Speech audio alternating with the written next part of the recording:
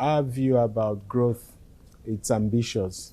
We took the view that Enugu could grow at an exponential rate if we're able to create the right environment for private sector investment, which was why we expressed such a massive vision, growing our GDP from the current levels of $4.4 billion to $30 billion. That's a seven-fold growth in the next 4 to 8 years.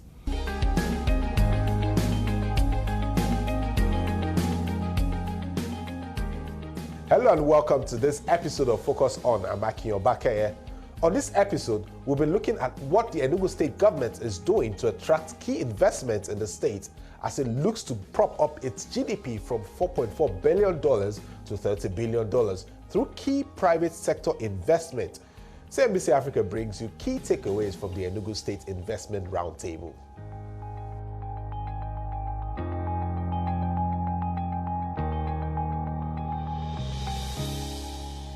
It's the Enugu State Investment Roundtable, the first in the series with potential investors.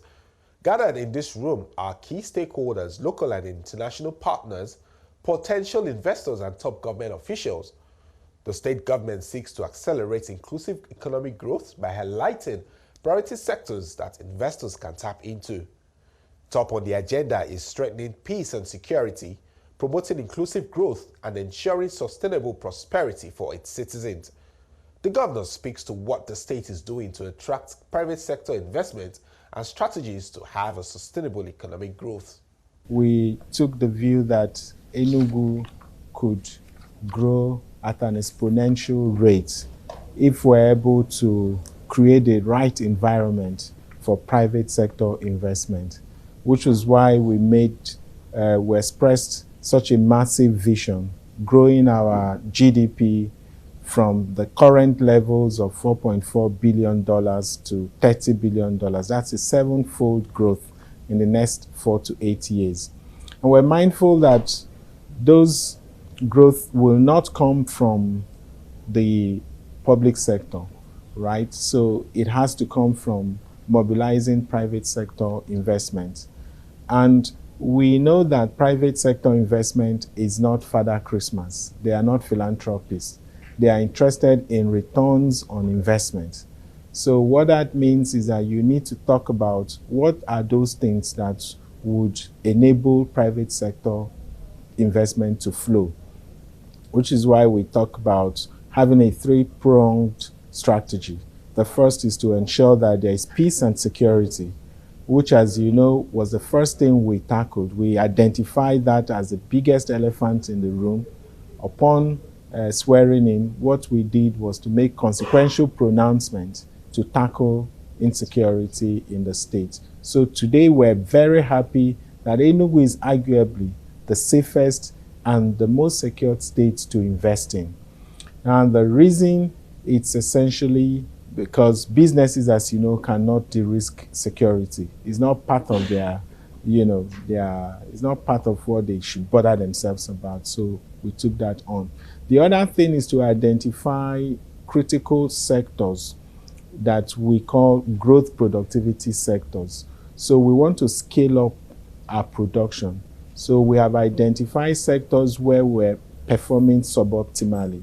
And we believe that if we can deploy technology, we can enhance our productivity in those sectors. And then we'll be able to at least achieve the sort of growth we're talking about.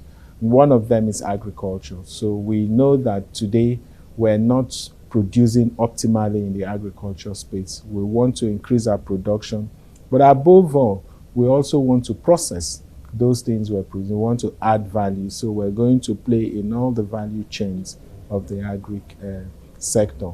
And then, of course, we talk about sustainable development, sustainable prosperity. That will require strengthening your institutions, human capital development.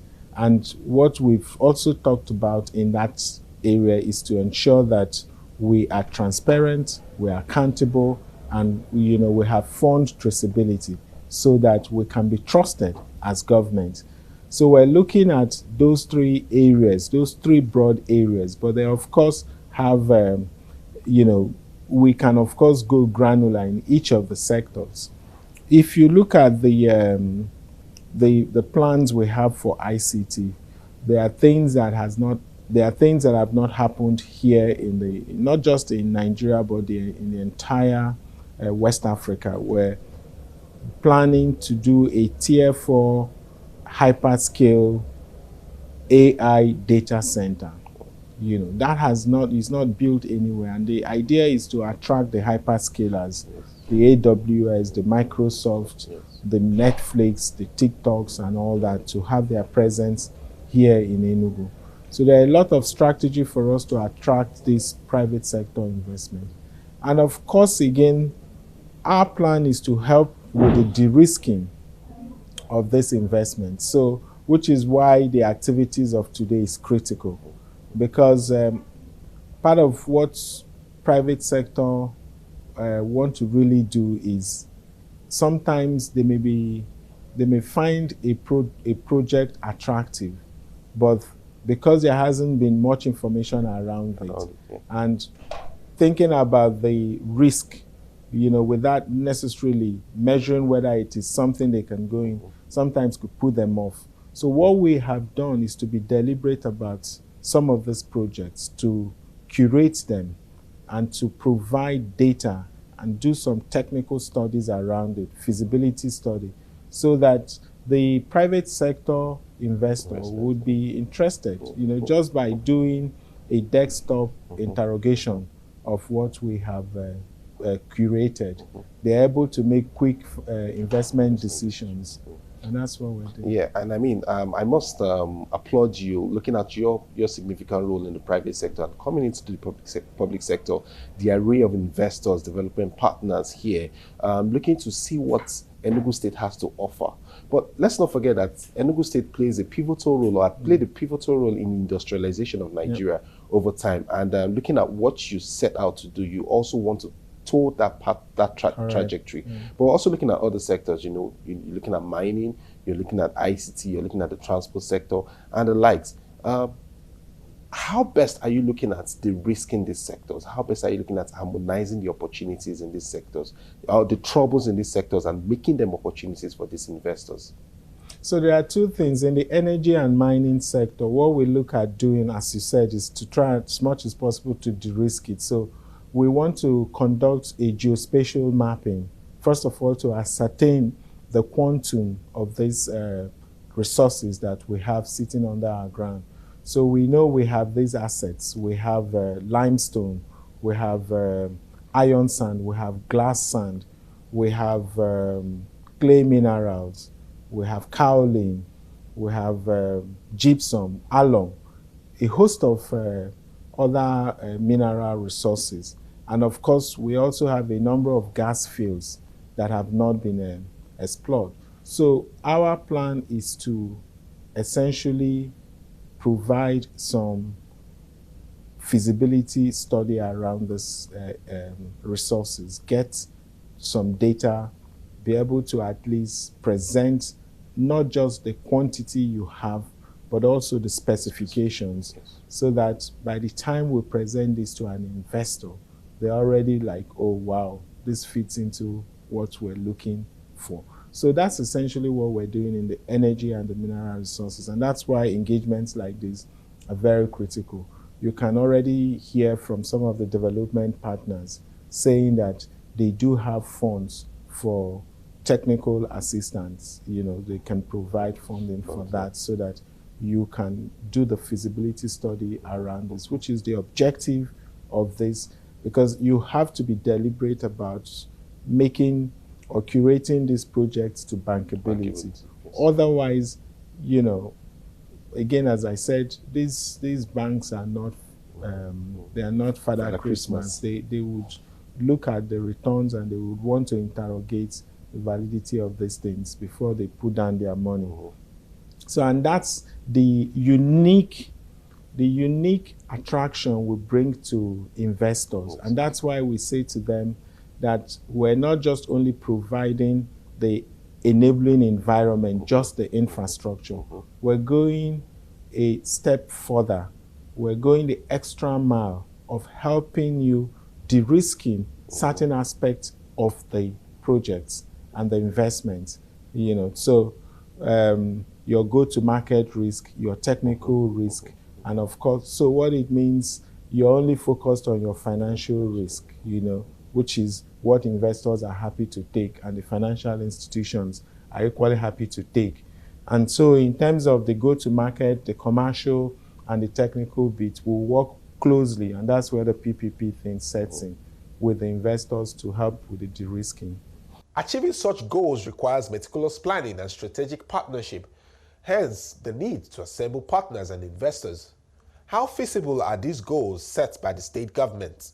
The economics of dealing with many of the challenges we have in Nigeria and Africa at large is focusing on increasing factor productivity. The more you produce more, you are able to fill the gaps, the demand for services more in your economies, and then citizens will become more employed and less time that they can have to be able to engage in some other activities. But is it possible to move from 4.4 billion to 30 billion? Absolutely. I have done the numbers, and this state has the capacity to achieve that goal within 4 years, not 8 years. Because if we are able to improve the prudence and traceability and transparency in our internally generated revenues, we can quadruple the revenue generation of this state within 2 months.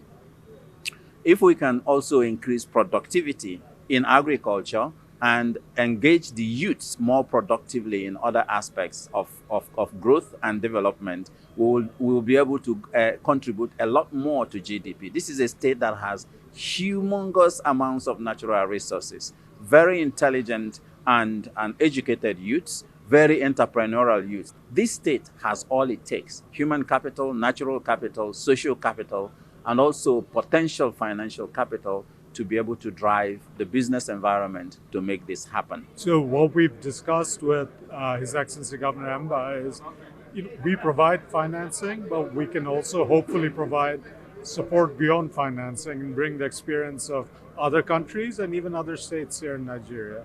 So identifying what kinds of, we've already started with what kinds of policies can help attract investment, but then also where are the potential areas of competitive advantage.